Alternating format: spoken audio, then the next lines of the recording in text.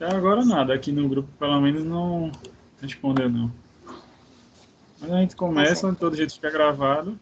Uhum, Não tá respondeu, eu certo. mandei lá a mensagem. Se alguém aparecer daqui para lá, vamos lá. Consegue ver minha tela aqui? E o slide, né, lesões musculares, aparece para você?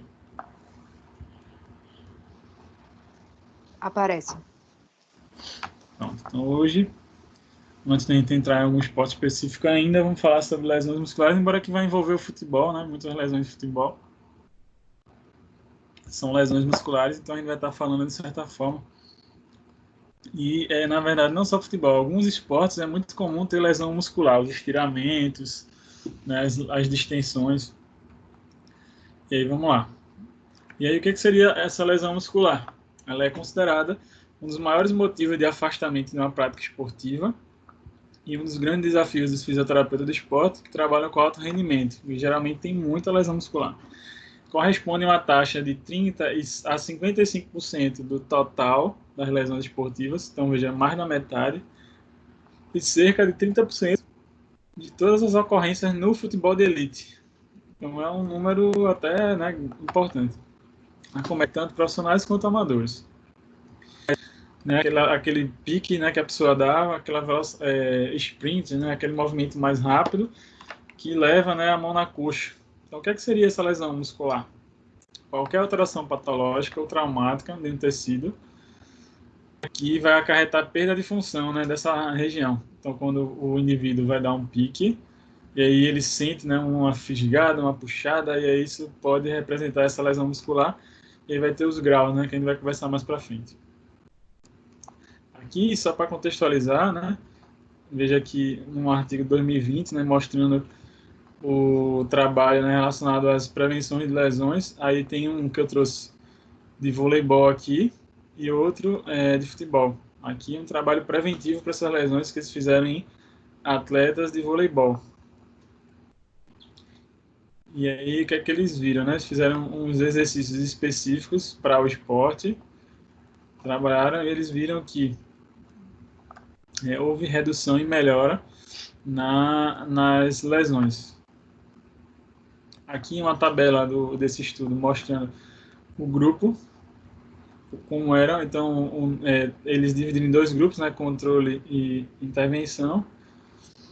Sexo feminino e masculino, num grupo tinha 38 homens e 62 mulheres, no outro 24 homens e 76 mulheres.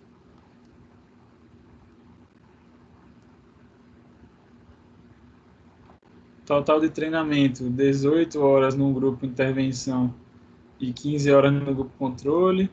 Jogos, 10 horas em um e 9 no outro, mas vê que está mais ou menos parelho. Lesões prévias em 3 meses. O grupo intervenção teve 42 lesões e o controle 36. E aí o que é que foi feito? Uma intervenção chamada Volen-Vellen. Acho que, se não me engano, esse é um estudo holandês. Acho que é holandês. Amsterdã, a Universidade de Holanda.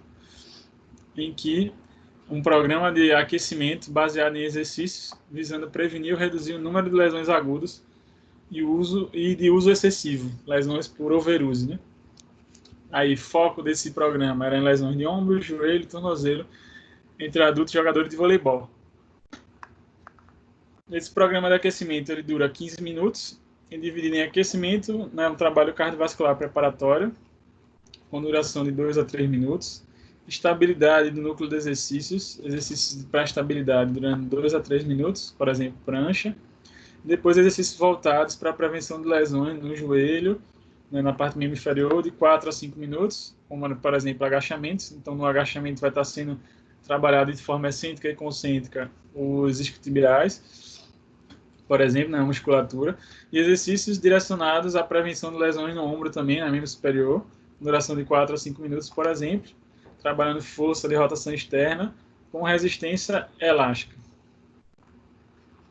Os exercícios direcionados à prevenção de lesões de tornozelo, também com duração de 2 a 3 minutos,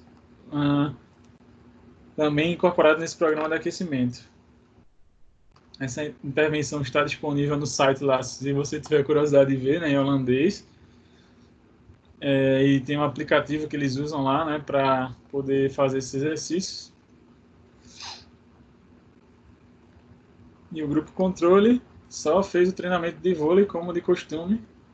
Não tiveram acesso a esse programa, né, só fazia o treinamento normal, né, do vôlei.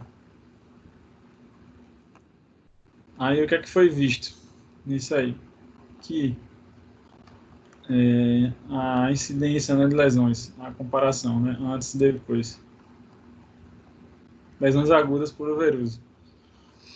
O grupo intervenção inicialmente tinha, ou ficou com um total de 8,9 lesões, e o grupo controle 11,3. Durante o treinamento, esse grupo de intervenção teve 5,3 lesões, o outro grupo 6,7. E durante a partida, esse grupo teve 7 lesões e o outro 8. Só que esse grupo de intervenção, lesões por overuse e sobrecarga, ainda teve um pouquinho maior, 4,8 e 4,2. Então teve uma ligeira melhora aqui. Ó. Se a gente pegar pelo total, né, 8,9, 11,3, né? Então vamos botar 9 lesões aqui. E o grupo controle teve 2 lesões a mais. E aqui já é um estudo focado para diagnóstico, prevenção e tratamento de lesões musculares, principalmente no futebol. Né, eles viram a principal evidência, né, relacionada a isso, em que eles, né, avaliaram vários artigos aí e viram que evidências de qualidade apresentaram-se para o exercício nórdico, vou te mostrar o que é o exercício nórdico, teve alta evidência, e uma moderada evidência, de moderada boa, para o FIFA 11, que é outro programa que eu vou te mostrar, FIFA 11 Plus, que o que é que aconteceu no futebol, o que eles viram? Que quanto mais os indivíduos praticam futebol, a maior região de lesões é nos membros inferiores. E eles criaram um programa de exercício preventivo pensando em reduzir isso. Eu vou te mostrar como seria. Certo? Aí, dentro desses programas todos, o que eles viram maiores evidências foi o nórdico, para os isquiotibiais, e esse programa do FIFA 11. Aqui é mostrando cada coisa que eles tentaram, né? E o nível de evidência. Alta evidência. Ó, é um FIFA 11 modificado comparado ao FIFA 11 normal. Aí eles viram que teve boa evidência. Depois tu olha esses dados com calma.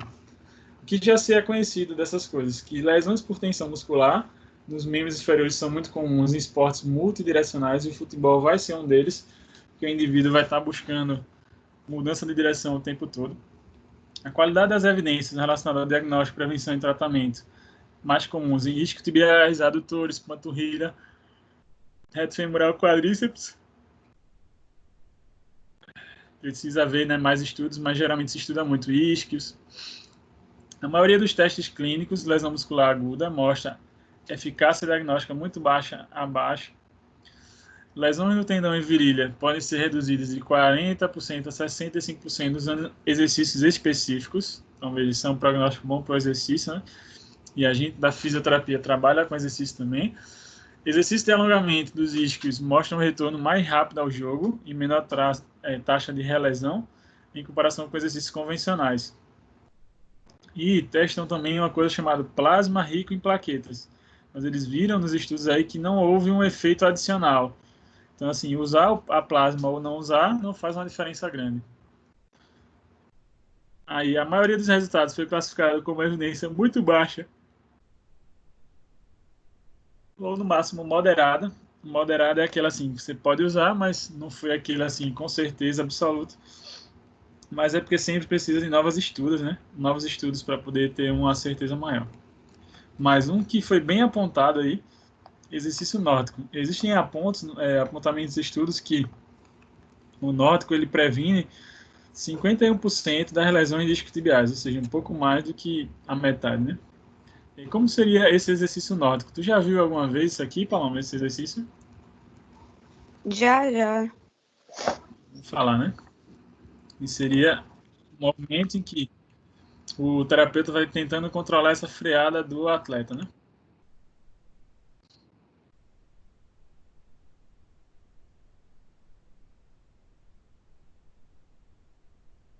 Ok? aí, também, né, pensando, já que a gente citou aí um dos esportes do futebol, e aí se a gente pega vôlei, em relação ao futebol, basquete, e o futebol, ele, em termos de lesões, acontece mais lesões do que no basquete, no vôlei, por exemplo. E aí eles viram, né, a própria FIFA, né, a entidade maior do futebol, que existiam muitas lesões aparecendo em membros inferiores. E aí eles sugeriram, né, e ofertaram como curso para muitos fisioterapeutas, pessoal da educação física, o FIFA 11 Plus, né, o 11 mais, FIFA 11, que seria um programa de prevenção, né, utilizado. Sei que nas categorias de base de muitos clubes eles utilizam, no futebol profissional eles fazem variações, né, fazem adaptações. E aí eu vou te mostrar como seria alguns exercícios do FIFA 11 mais. Vou adiantando aqui porque o vídeo é um pouco longo, mas eu vou te mostrar exatamente os exercícios. Começa com um trote leve, geralmente feito antes de se iniciar os treinamentos.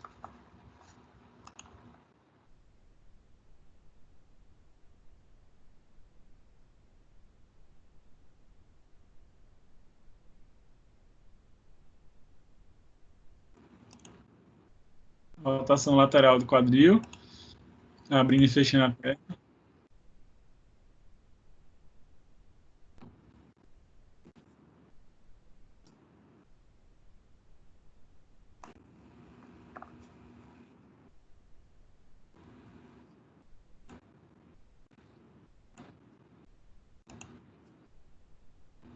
Antes, rotação para fora, agora rotação interna. E são movimentos que ele pode utilizar no futebol.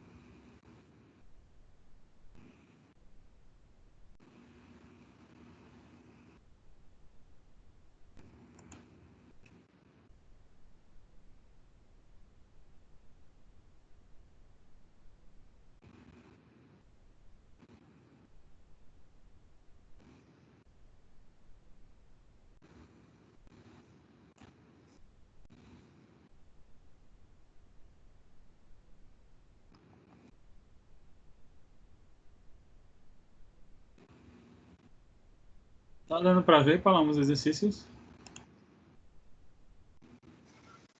Tá sim.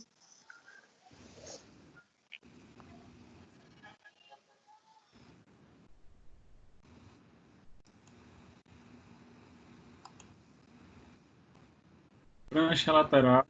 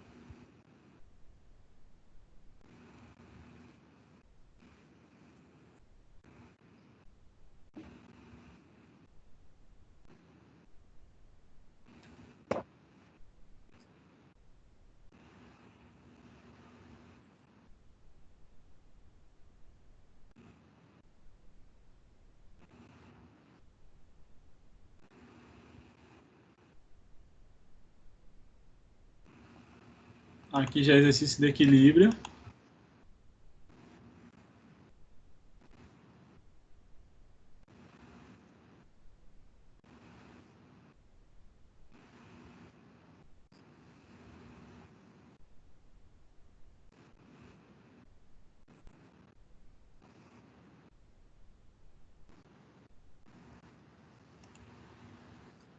Agachamento.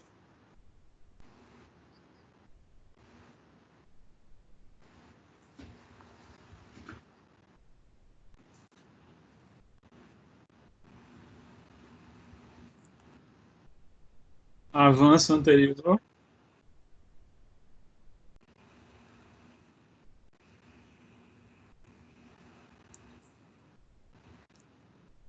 Agachamento unipodal.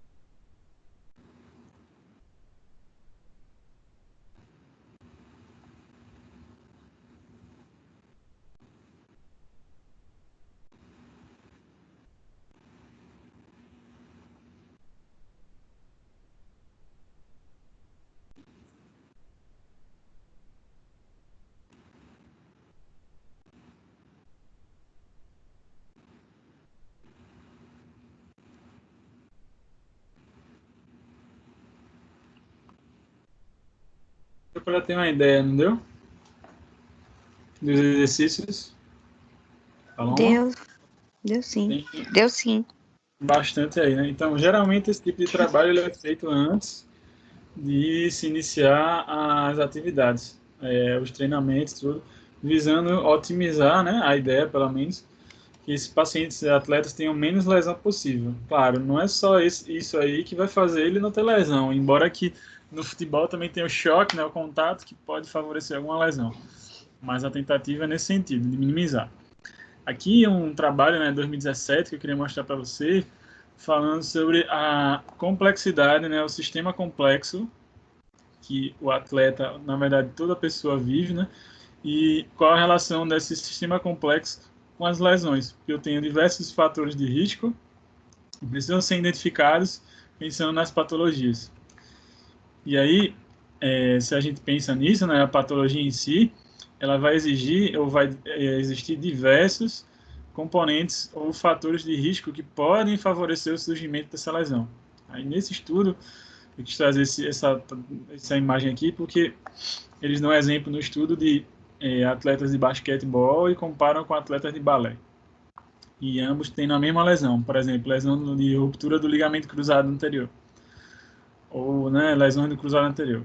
Que fatores de risco, por exemplo, a gente tem no basquete? No basquete eu vou ter valgo dinâmico, eu vou ter lesões de quadril, fator, né, de sexo masculino ou feminino, idade, como é que está o nível de atividade dele, a capacidade neuromuscular, se já houve alguma lesão prévia de ligamento cruzado anterior. Acho que Keila conseguiu entrar agora, né, Keila? Lesões nos pés, realmente está aparecendo agora aqui. Fadiga, que já muda um pouquinho para o balé. O balé não vai ter necessariamente algo dinâmico, é mais relacionado à fadiga muscular, ao nível de atividade, talvez o fator sexo pode influenciar, alguma lesão de pés, mas veja que já modifica os fatores de risco de um indivíduo, né, para outro, de um esporte para outro. E a gente tem que estar atento aos fatores de risco interno e externo para cada esporte, ok? Pessoal, falando. Ok. E também pensar no seguinte, que existem diversos fatores aí como histórico, então, a idade, lesões prévias, lesões no treinamento, a experiência do atleta, fatores físicos como a biomecânica, que é nosso cargo-chefe, né, de avaliação, movimentos, né, relacionados ao problema, fatores de treinamento, condicionamento, uso de equipamento de proteção, fatores psicológicos, emocionais, estilo de vida, tudo isso influencia para o atleta ter lesão ou não. Pode gerar, né, ó, aqui pegando essa setinha preta, gerar as lesões. Também é associado com volume de treinamento, intensidade, frequência, a carga de treinamento. Também pode ser fatores que causam lesões, certo? Além de que, se o atleta tiver algum tipo de desequilíbrio, que pode ser produzido durante o treinamento, ou ele já venha com esse déficit de força, aeróbico, de fitness, velocidade, sprint, esse conjunto de fatores que precisam ser adaptados, precisam ser controlados, podem favorecer o atleta a ter mais ou menos lesões. Ok? E aí a gente entra um pouquinho na fisiopatologia da lesão muscular. Então, essa lesão muscular ela causa um desarranjo na estrutura dessas fibras musculares e podem ter algumas alterações, como necrose, inflamação. Vai chegar uma fase que a musculatura vai tentar se recuperar, então tem essa fase de reparo e, posteriormente, o reparo é uma fase de fibrose. O reparo é o processo de cura das lesões teciduais e pode ocorrer por meio de dois eventos simultâneos. O primeiro evento é a regeneração celular, em que eu vou ter o crescimento celular para substituir as células lesionadas, e outro processo é a cicatrização, que é o preenchimento local com tecido fibrótico, fibroso. Então, eu tenho algumas fases aí dessa recuperação. Primeira fase, uma fase de início imediato após lesão, fase chamada de destruição, em que eu vou ter uma resposta inflamatória, processo inflamatório sendo gerado, vou ter necrose das substâncias, né, miofibrilas, formação de hematoma local, porque vai chegar sangue para começar o processo de recuperação. Depois, uma fase de reparo e remodelação, em que eu vou ter fagocitose dos tecidos necróticos, nos tecidos que não prestam mais, regeneração de miofibrilas, produção de tecido cicatricial, neoformação vascular, crescimento neural, partindo depois para uma fase de remodelação, que eu vou ter aqui eu construir o tecido novamente, aqui eu vou modelar ele. Maturação de miofibrilas regeneradas, contração e reorganização do tecido, recuperação de capacidade funcional. E aí quando o indivíduo vai estar voltando para as atividades dele. Então aqui um resumo disso. Então vou ter primeiro a destruição, em que o indivíduo na fase de destruição, posteriormente começa uma fase de remodelação, né? Uma fase de reparo e remodelação, até chegar na fase total de remodelação, em que o tecido vai ser o fibrótico que vai ocupar o espaço ali. Aí aqui, essa primeira imagem, 2 dias após a lesão, B, já 3 dias, C, já 5 dias, né? Aí de 7 dias, 14, 21 dias após a lesão, certo? Essas lesões musculares, elas são extensas, podem ser geradas em grandes áreas de cicatrizes, com pequena área de regeneração. E, geralmente, quando eu tenho esse processo cicatricial, eu vou ter formação de fibrose no local. E essa quantidade de fibrose pode estar associada à perda de desempenho atlético. O atleta pode reduzir a sua capacidade por conta de já ter tido várias lesões. Geralmente afeta o desempenho. Então, tem muitas pesquisas hoje em dia relacionadas a estimular essa regeneração muscular e mudar o tipo de tecido que ocupa o espaço lá, em vez de ser o tecido fibroso. E aí, em relação ao tempo pós-lesão, dependendo se esse tempo for recente, 24 horas, 2, 3 dias, 5, 7, 14, 21 dias, cada um vai ter uma resposta ou vão ter informações diferentes. Nas primeiras 24 horas eu tenho retração de miofibrilas rompidas, início de necrose, formação da banda de contração, ativação de células satélite, 2 a 3 dias eu tenho diferenciação de células, fagocitose das miofibrilas, início da substituição do hematoma por tecido conectivo. No 5º dia, vou ter início da adesão de miofibrilas. No 7º dia, manutenção das miofibrilas regeneradas, início da densificação do tecido conectivo. 14 dias, formação de novas junções miotendíneas. E de 21 a 56 dias, eu tenho início da diminuição do tecido cicatricial e entrelaçamento das miofibrilas e maturação dessas fibras regeneradas.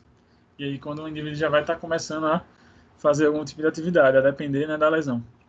E eu também tenho fatores de risco. Se fala muito hoje em dia nos diversos esportes sobre fatores de riscos internos e externos, intrínsecos ou extrínsecos. Fatores de riscos internos é tudo aquilo que causa alteração no próprio corpo do indivíduo, por exemplo, as assimetrias de força muscular, os déficits de flexibilidade e controle motor, as instabilidades articulares, as assimetrias, a fator idade talvez seja um fator, né? Quanto mais velho, você vai perdendo as capacidades, mas isso pode fugir à regra. No próprio futebol, a gente tem um exemplo, que foi atleta da seleção brasileira, o Zé Roberto. O Zé Roberto, ele acabou a carreira no Palmeiras, mas passou por diversos clubes, Alemanha, jogou no Grêmio, Santos, e esse cara chegou a jogar futebol até os 41 anos de idade.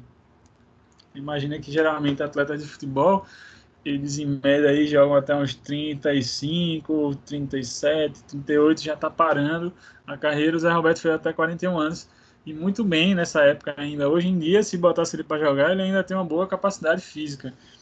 Então, alguns atletas fogem essa regra, embora que a idade é um fator apontado aí. E lesão muscular prévia. Se já teve lesões anteriores, isso também é um fator aí. E fatores externos, contato físico, no caso choque entre os adversários, e estruturas relacionadas ao espaço do campo, né? Então, por exemplo, traves, se o atleta se choca com a trave do campo, com a rede, o piso que não é muito adequado, tem muito buraco, podem ser fatores externos. O calçado, só um calçado que seja desconfortável. Esses fatores podem acarretar lesões por contatos, fatores externos. E os internos, as lesões de não contato. Ou seja, nossos atletas são sistemas dinâmicos, podem, né, ter fatores de risco variados e não lineares. Não é algo que acontece assim, numa sequência linear, e sim não linear, espalhado. Certo? Precisa se observar também as variações de competitividade dentro dos esportes. Então, aquele esporte que os atletas são competitivos buscando sempre estar jogando, então, entre titulares e reservas. Isso pode aumentar também o risco de lesões pela competitividade interna, excesso de refinamento de fator de risco, fatores extra-indivíduo, são fatores, né, relacionados ao ambiente de jogo, e a aderência do atleta ao protocolo proposto, preventivo. Tem atletas que não podem aderir, isso pode influenciar, de certa forma, né, a recuperação dele. É preciso a gente mudar a cabeça dele nesse sentido. Mas hoje em dia, a grande maioria dos times, né, das equipes, já estão bem mais abertas a esse diálogo. Isso é bom. E os fatores internos, geralmente, por exemplo, assimetrias de músculos e força, alteração de padrão cinético, podem predispor a lesões musculares. A idade do atleta pode estar relacionada à redução da capacidade fisiológica, mas isso varia, né, de pessoa para pessoa, e lidar com estresse e alta demanda dos treinos. Lesões prévias é outro fator, e as cargas de trabalho, mecânica e assimétricas impostas, também podem ser fatores. Tudo bem, pessoal, ou não? Tá tranquilo até agora?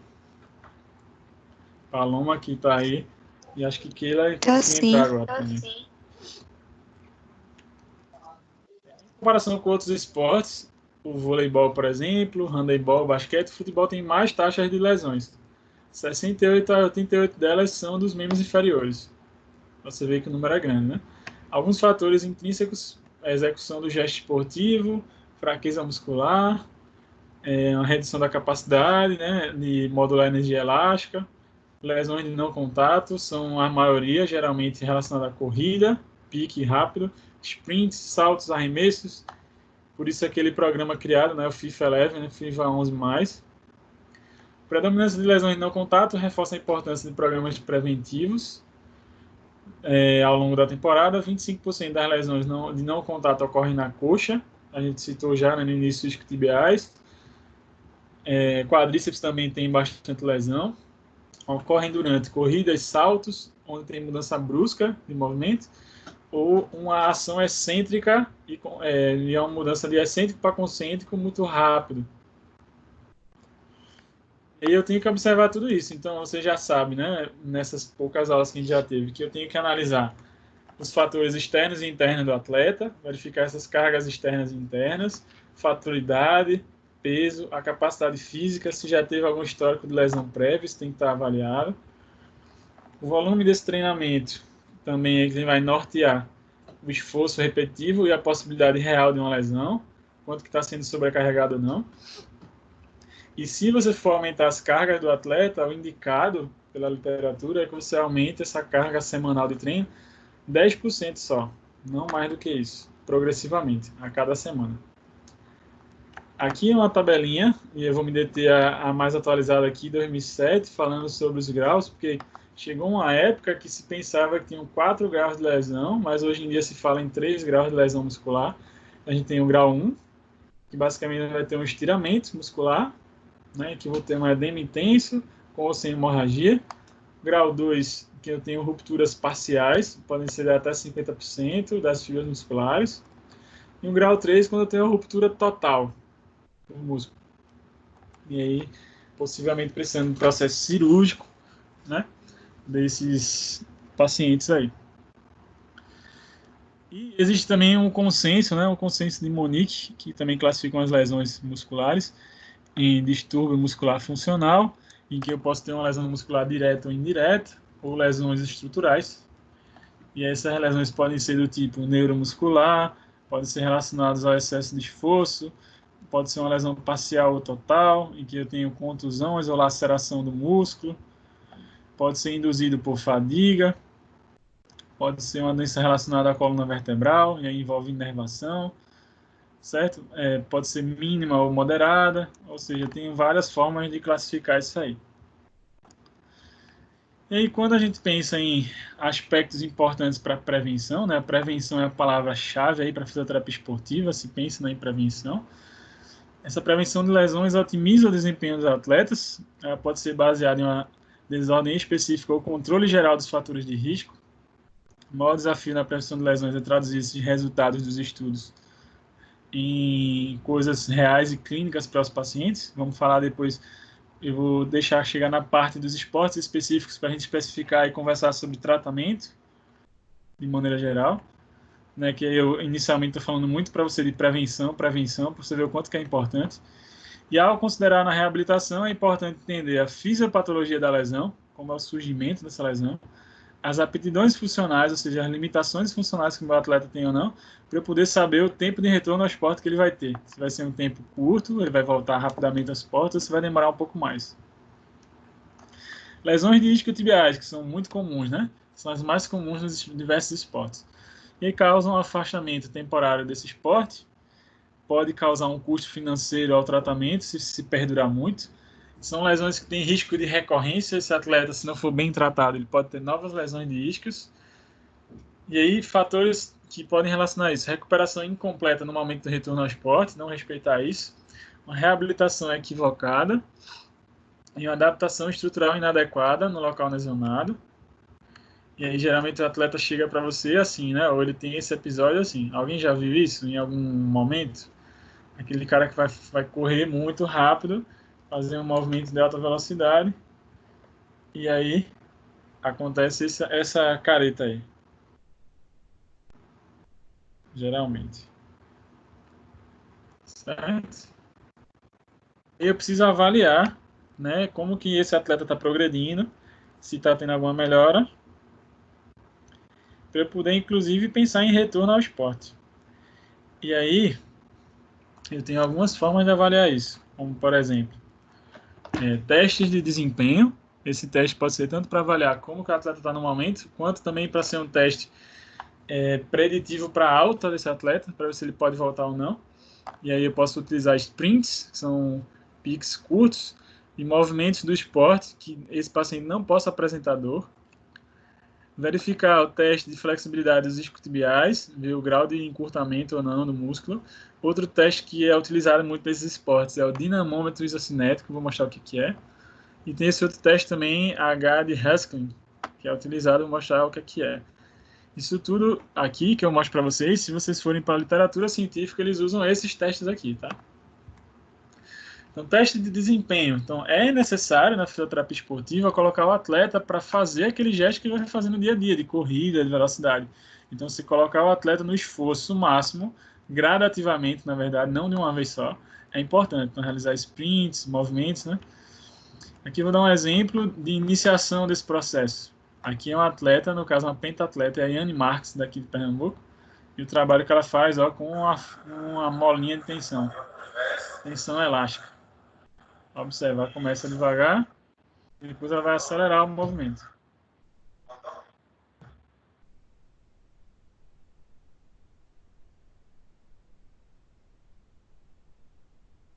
Alguém se aventura a fazer isso aqui? Esse exercício é para melhorar o desempenho, professor? Isso. E também serve como... não chega a ser preventivo, mas de melhora da função também da musculatura do membro inferior.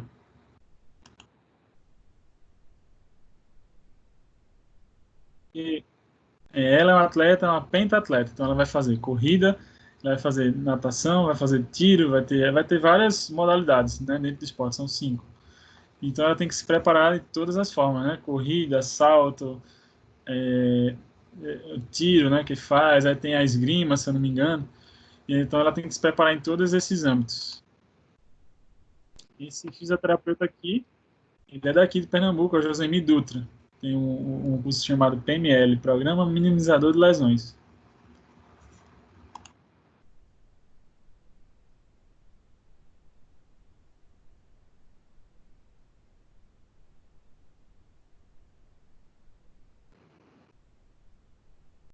Veja que num trabalho desse, ela está trabalhando membros superiores em apoio, coluna para manutenção do movimento, estabilização e ainda né, trabalho de resistência do membro inferior.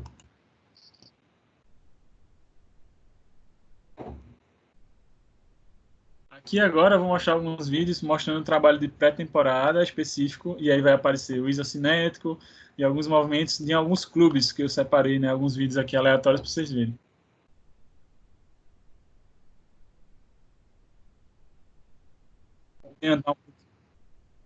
Né? Sai o áudio para vocês não, né? Só a imagem, né? Para vocês aparece áudio e imagem. Não, só a Só a imagem. imagem. Mas pelo menos dá para entender. Vou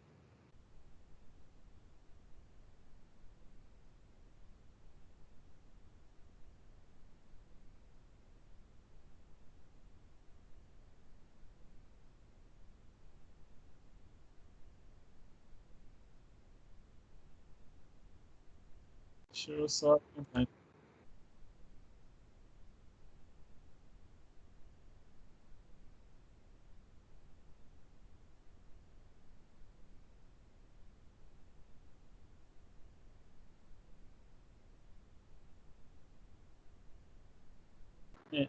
teste que ele está chamando é o teste de resistência. Esses atletas vão ficar fazendo esses piques para lá e para cá durante um determinado tempo.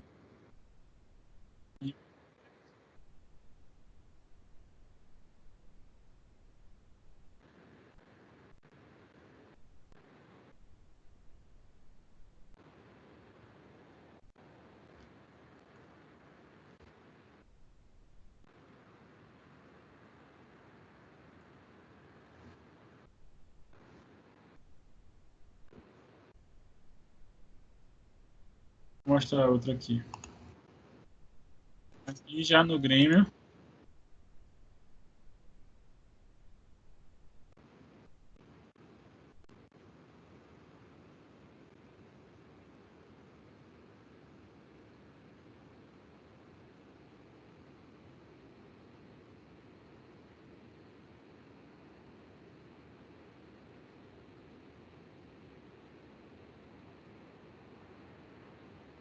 Esse aqui que ele está fazendo é o dinamômetro isocinético, um equipamento, parece com uma extensora, só que na extensora você não consegue manter a força igual do início até o final. Você coloca mais força no início do movimento e no final menos.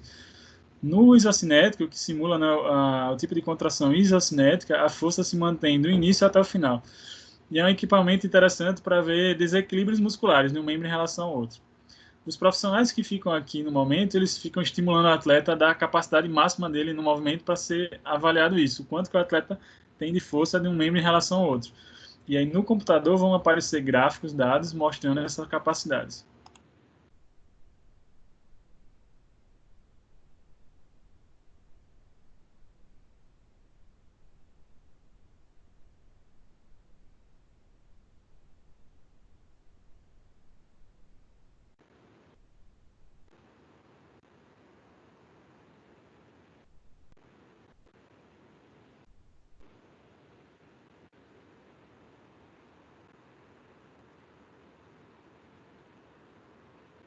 Veja que eles avaliaram fazendo extensão, ou seja, para avaliar quadríceps, agora estão avaliando isquios, né, fazendo flexão.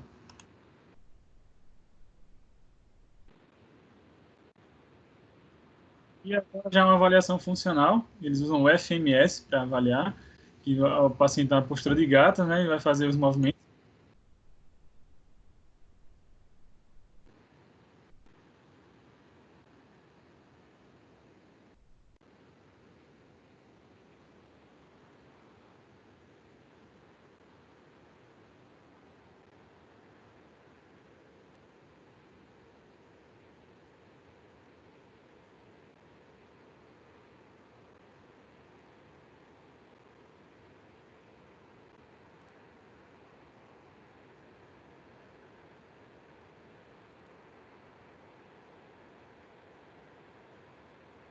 A grande maioria desses atletas, aqui é o Leonardo Moura, por exemplo, ele nem está no Grêmio mais, ele já está na Paraíba, no time, acho que é Botafogo da Paraíba. Como rodam muitos clubes ou jogam em coisas diferentes, alguns clubes às vezes variam um pouco o tipo de trabalho. Uns trabalham mais assim, outros trabalham mais assado, mas geralmente os atletas já estão bem habituados ou ambientados com o tipo de trabalho que é feito.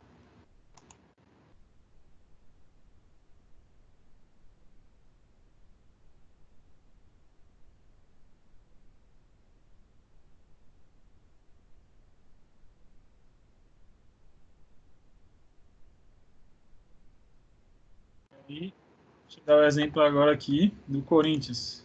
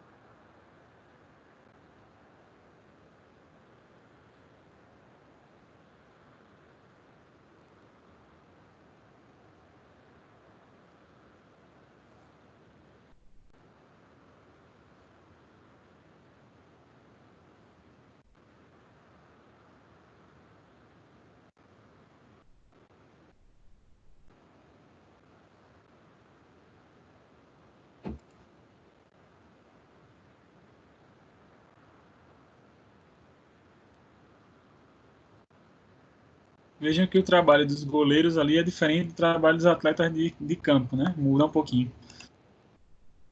Aí, trabalhando saltos e corrida cinética. Veja que o atleta vai fazer uma baita força aqui no movimento. E quando ele faz isso, isso gera um gráfico lá no computador. Gera dados para os fisiologistas, preparadores físicos, fisioterapeutas, certo?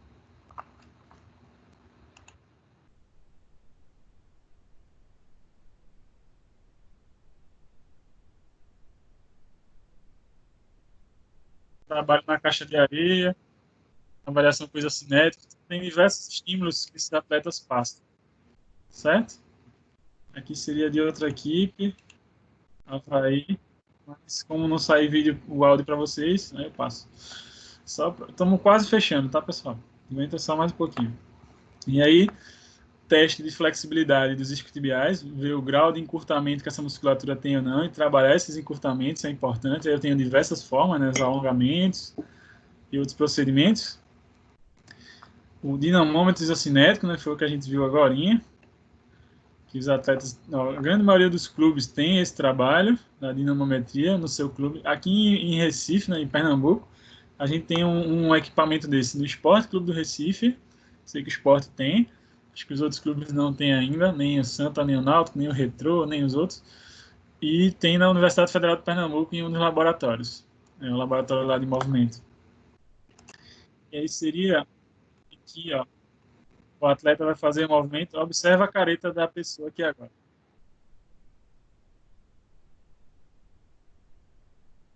Cara, percebe como é difícil, né?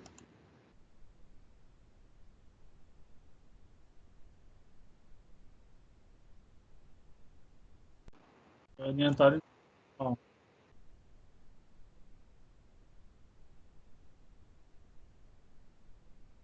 vê o quanto ele já está compensando com o tronco o movimento. Certo? E com a outra perna também, né? Exatamente, exatamente. Porque não é fácil não, é força que o cara tem que botar ali. Porque a ideia é gerar o estresse para você analisar até que ponto essa musculatura tem uma boa qualidade.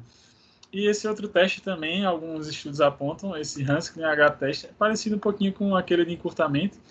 A perna oposta vai ficar estendida e o paciente vai fazer o movimento aqui, né, com a outra perna estendida, ver que ela está praticamente imobilizada também, que avalia a flexibilidade e que pode fazer, né, alguns movimentos. A gente segue um protocolo aí, também apontado. Aí, a partir disso, coletei esses dados todos, aí entra-se alguns exercícios de reabilitação dessas lesões. Aí eles citam 3 aqui, por exemplo, Stender, Driver e Glider, que seriam esses aqui, ó. Esse primeiro aqui, Stender, que seria o seguinte, o atleta vai estar deitado, com a perna aqui, o joelho flexionado, e ele vai partir com movimentos de flexão do joelho para extensão. Então, essa perna está dobrada, ela vai esticar e volta, esticar e volta. Esse aqui, que é o driver, o paciente vai estar nesse posicionamento aqui, bem fácil, né? E aí essa perna que está aqui, ó, que está flexionada, ela vai estender e retornar. Estender e retornar. E o último aqui, o glider, esse aqui, ele vai pegar, não sei se dá para vocês verem aí na casa de vocês, que eu tenho um elemento azulzinho aqui embaixo, ó, como se fosse algo para poder ele escorregar essa perna, né, deslizar. Então ele vai fazer um movimento para frente e para trás aqui, para frente e para trás dessa perna de trás aqui. E aí eu consigo trabalhar os isquios. E se fala muito na literatura da utilização do exercício excêntrico. As contrações excêntricas explosivas são os mecanismos de trauma da maioria das lesões, então trabalhar essa parte do exercício excêntrico é positivo, com cautela, respeitando a fase clínica do paciente, verificar o histórico de lesão prévio, e um deles que é utilizado é o nórdico, a gente já citou ele, né, no início da aula, acho que aquele não pegou, mas como vai ficar gravado você consegue ver, o nórdico, né, que a gente já citou.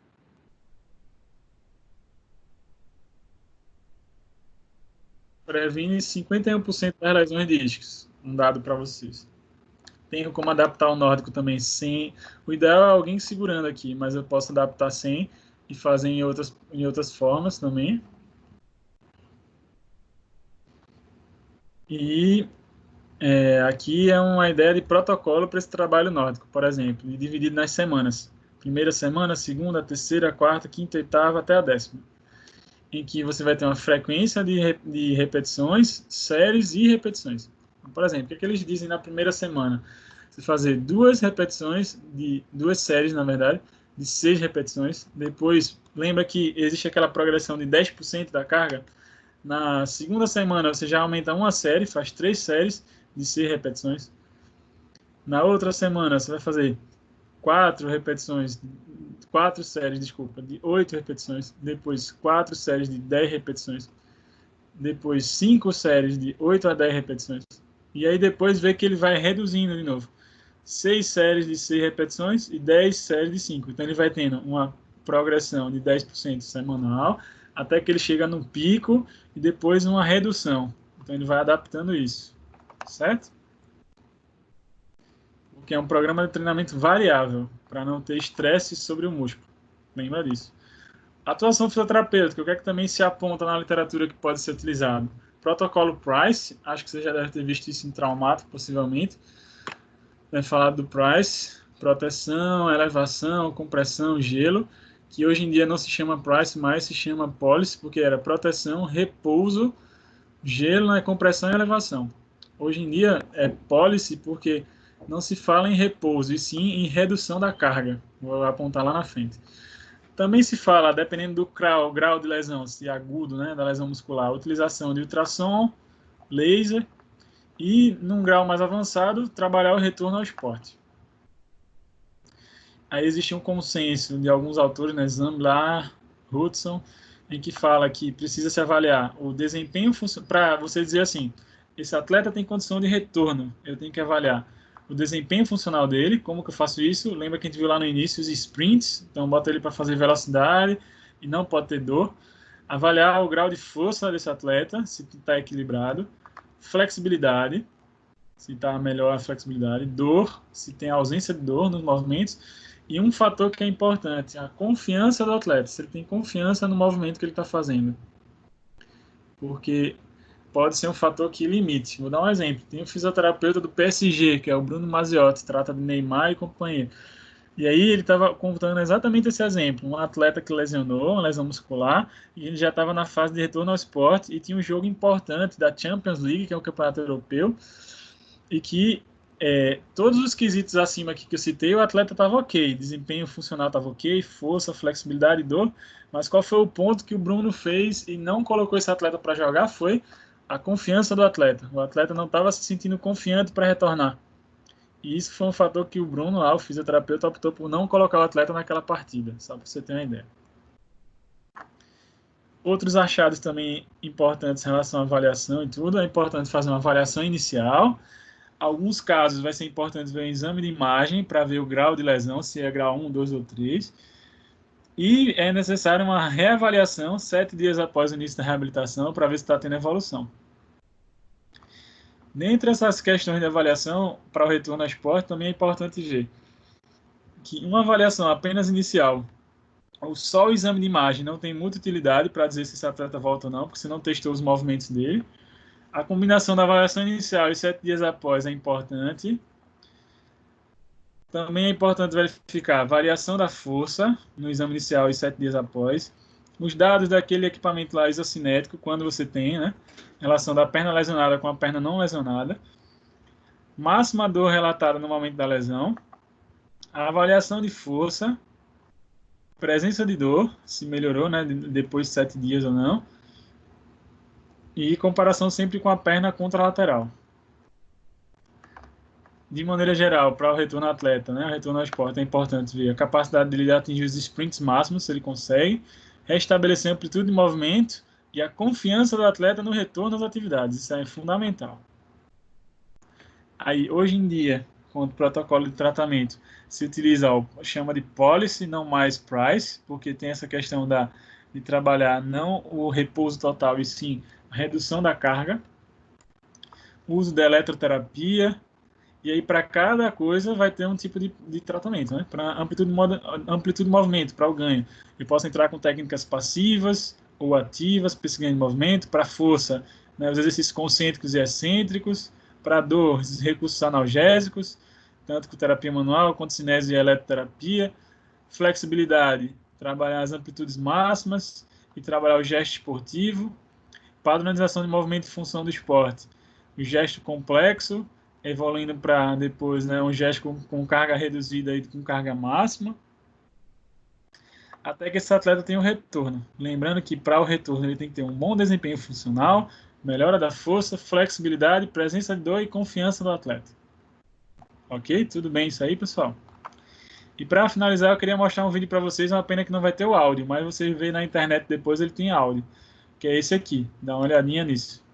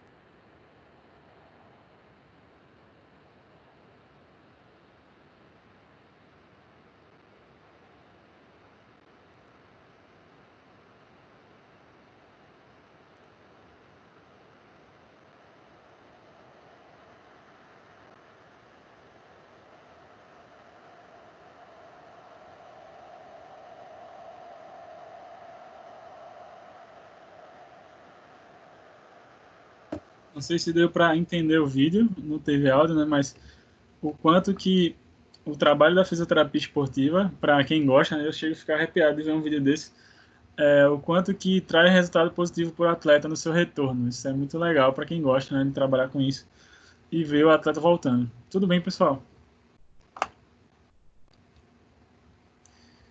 Pessoal, Tudo vocês estão bem. aí ainda? Deu para acompanhar? E aí, para a gente fechar, né, o último Deu slide antes sim. da gente finalizar, acreditar é a força que nos permite subir os maiores degraus na escada da vida. Então, assim, acredita no processo que você está fazendo, nos aprendizados que você vem buscando, que os resultados vão surgir uma hora ou outra. Certo? Então, isso era um pouquinho do que eu queria mostrar hoje, a parte de lesões musculares. E aí, depois, né, aquele principalmente que não viu, né, dá uma reassistida nisso aí. Mas alguma dúvida do que a gente conversou aqui? Algum questionamento aí? Não, tranquilo. Eu Deu tenho pra... uma dúvida só sobre a prova, professor. Vai ter Certo. prova? Não, então, essa semana não. Essa semana não vamos ter prova. Mas depois, porque assim, vocês começaram depois, né, essa disciplina, e essa disciplina vai ter uma nota final. Então, assim, a gente vai fazer uma atividade mais para frente. Algumas atividades mais para frente, não nessa. Mas para o período da V2, eu vou combinar com vocês uma provinha, né, uma atividade, na verdade, para ser uma pontuação final, entendeu? Ah, entendi. Principalmente por vocês terem começado depois, ficar em cima demais, né, para estudar para essa disciplina, né, para se tivesse começado igual as outras desde o início, essa vocês começaram faz, sei lá, 2 ou 3 aulas só, né? É, porque quando ia completar a terceira semana, teve feriado, tudinho, né? Exatamente. Certo? Então, como é que se diz? Não necessariamente essa semana a gente vai ter a prova, mas vamos combinar para as próximas algumas atividades aí para pontuar uma nota final, mas nada que seja que vocês não consigam responder, certo? Certo, tá ok. Pessoal? Deu para entender? Então não se preocupe assim com prova essa semana não, mas estudem os assuntos porque, né, futuramente a gente vai ter sim as nossas atividades aí, certo? Tá Provavelmente lá certo, para o segundo a AV2. tá certo. E aí não sei te dizer, né, se a gente já vai ter voltado ou não o semestre presencial, mas a gente daqui para lá vai combinar alguma coisa, tá bom? Tá bom, Eu tá vou mandar certo, para professor. vocês esse material aqui já já. Tá bom, obrigado. Tchau, tchau. Rapaz aí, um ótimo dia, ótimo final.